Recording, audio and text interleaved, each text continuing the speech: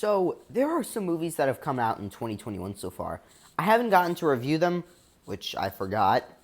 But today, that's what I'm going to do. I'm going to review some of the 2021 movies I've liked, or disliked, or thought were mediocre. Anyway, let's get into this.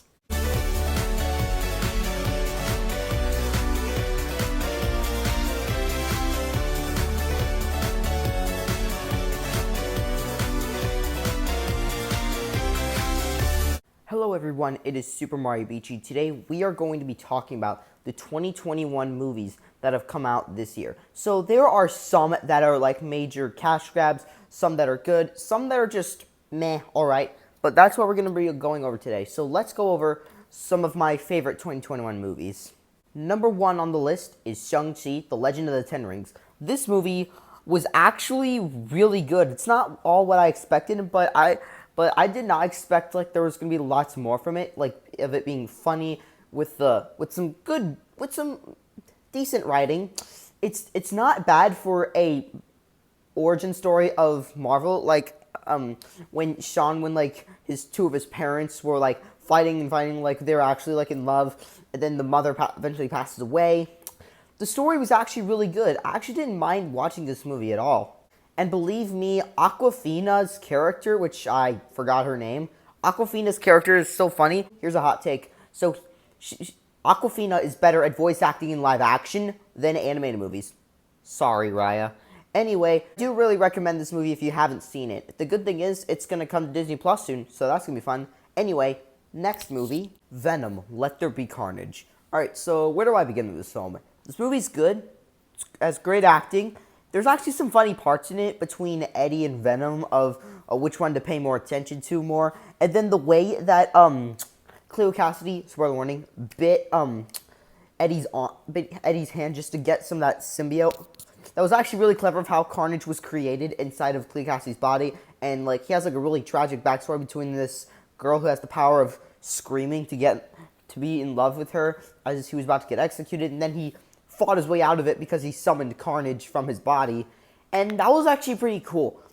This movie is actually really fun. It's way better than its predecessor, like I said on my TikTok, if you guys go follow my TikTok. But yeah, this film was actually, there's some things I wasn't really expecting from this film, but other than that, it was actually a more bit of a cash grab than the first Venom. The first Venom wasn't really good because it was soulless. It was literally soulless. But this is the next part. This is where it all comes down to us. The credit scene. Let me tell you. So, okay, spoiler warning. If you want to skip to the time on screen right now, go ahead. I'm giving you time. You've been warned. Okay. So, Eddie Brock is, like, sitting in his little, like, condo, like, down at the beach. And then all of a sudden, this glitchy stuff happens.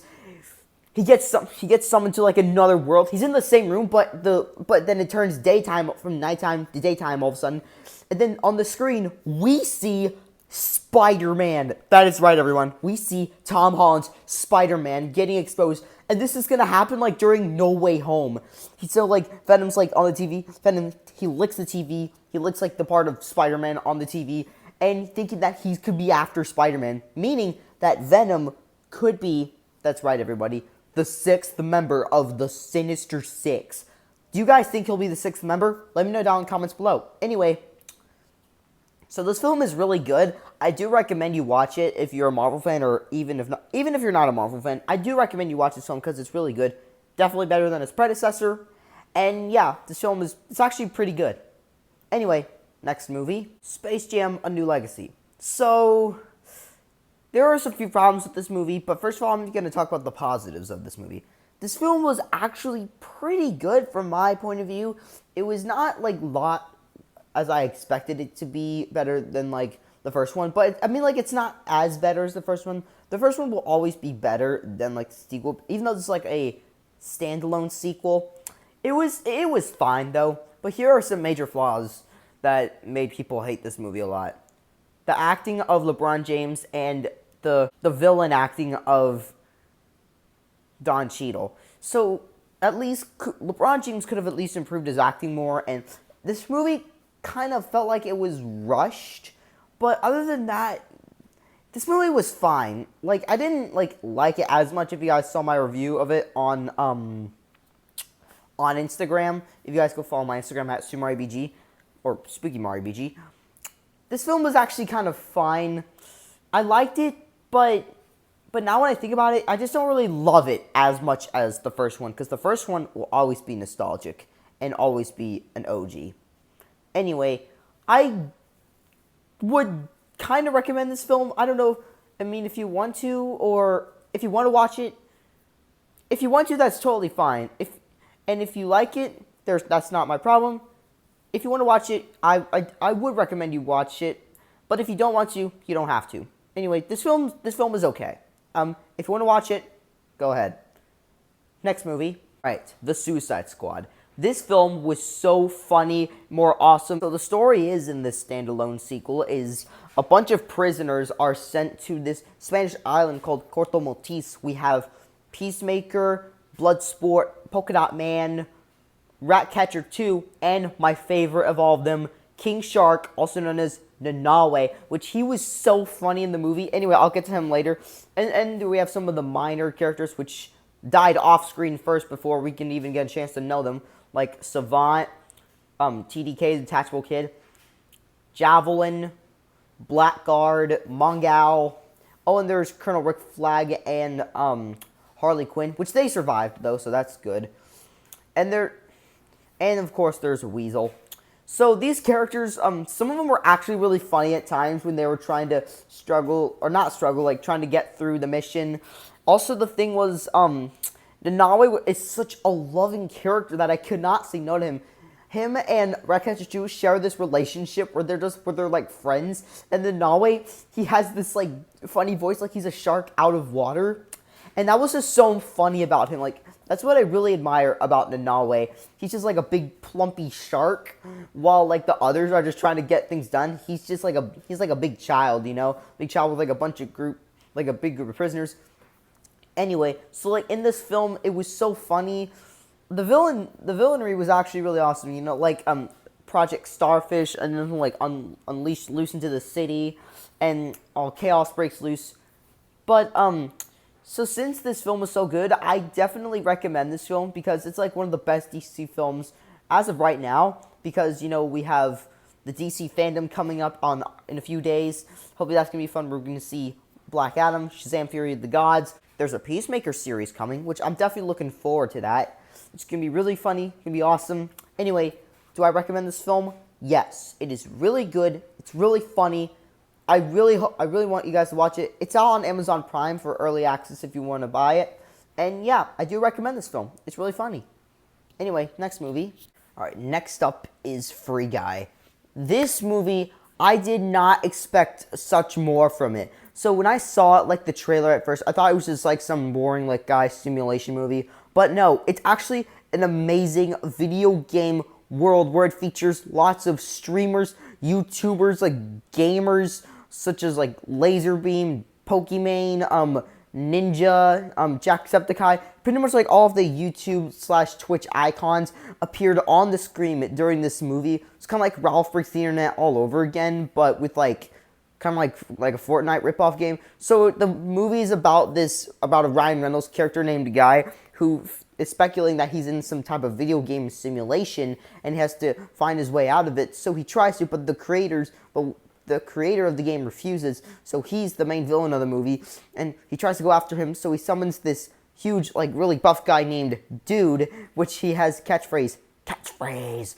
So it's really funny. And okay, spoiler warning again. I love this scene where like he pulls up the Captain America shield, and on the screen we see Chris Evans. He's like, "Don't worry, this is just Coke." What the heck? It was so funny. Like, I did not expect Chris Evans to like show up. Even with like the Hulk hand, Mark Ruffalo should have showed up too. But I guess there was only room for one Avenger though. So this movie's like really funny and awesome. I do recommend it, even if you like video games and movies like I do. Boy, do cash grabs really get my attention a lot, don't they? So I do recommend this movie. If you want to see it, you can. I can't wait for it to come out. I don't know when the release date is. I mean, it was like in theaters, but it's probably going to come out soon. I can't wait for this movie to come out. And yeah, I do recommend it, and it's really good. Next movie.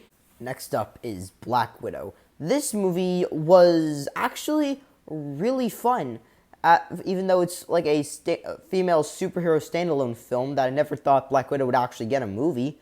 So the whole story about this movie is she has a really like dark backstory where her and her sister are separated by by this guy that knows their father because he's a salesman and sells all these little girls to different locations to make them super soldier spies of whatnot.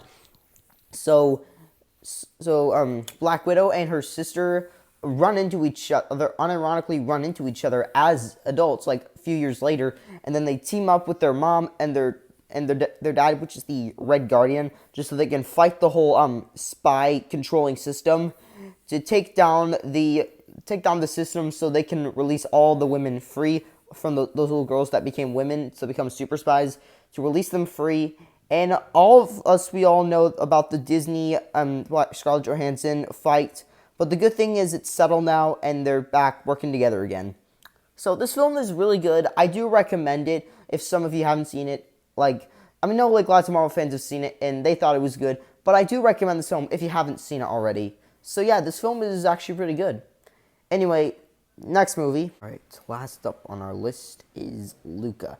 When I first heard about this film, I thought that it wasn't going to be really good, but I looked again and I gave it a chance, and I thought it was not actually terrible. It was quite charming between Luca and Alberto throughout the whole movie of them trying to win a Vespa, calling themselves the underdogs, trying to win through the race with Julia. It was quite nice. I do recommend this film if you like Disney or Pixar or some other animated movies, mostly Disney and Pixar. But yeah, I thought this film was kind of nice. If you want to watch it, I would recommend it. If you don't, that's totally fine, because I have no problem with that. Anyway, so yeah, I think this movie's it's pretty good. It's half decent good. Anyway, thank you guys so much for watching. Make sure you like, subscribe, leave a comment down below, turn on notifications, go follow me on my other social medias, and I will see you guys next time.